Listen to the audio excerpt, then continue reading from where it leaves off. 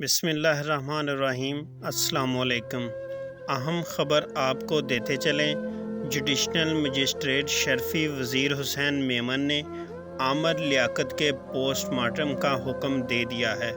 Doctor Aamir Liaquat حسین جو کچھ روز قبل انتقال کر گئے تھے، ان کی تدفین کے وقت بھی پوسٹ مارٹم کا معاملہ کافی شدت اختیار کر گیا تھا، مگر ان کے ورثاء نے، ان کے بیٹے نے، ان کی بیٹی نے پوسٹ مارٹم کرانے سے انکار کر دیا تھا۔ ان کی تدفین کر دی گئی تھی، مگر اب مجسٹریٹ شرفی نے درخواست منظور کر لی ہے۔ آج صبح ہی فریقین کے دلائل سننے کے بعد عدالت نے فیصلہ محفوظ کر لیا تھا۔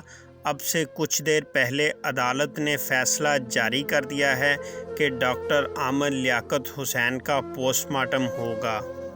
تفصیلات کے مطابق شہری عبدالحق نے مجسٹریٹ شرفی وزیر حسین میمن کو درخواست پیش کی تھی کہ ڈاکٹر عامر لیاقت حسین مشہور و معروف شخصیت کے ساتھ ساتھ رکن قومی اسمبلی بھی تھے، اس لیے ان کی موت کی وجہ لوگوں کو پتہ چلنی چاہیے۔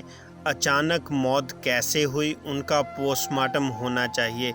شہری عبدالحق کا کہنا تھا کہ انہیں شک ہے کہ جائیداد کے تنازع پر ان کا قتل ہوا ہے، ان کی موت اچانک موت نہیں ہے، اس لیے ان کا پوسٹ مارٹم کرایا جائے، جس پر مجسٹریٹ شرفی نے درخواست منظور کرتے ہوئے پوسٹ مارٹم کا حکم جاری کر دیا ہے۔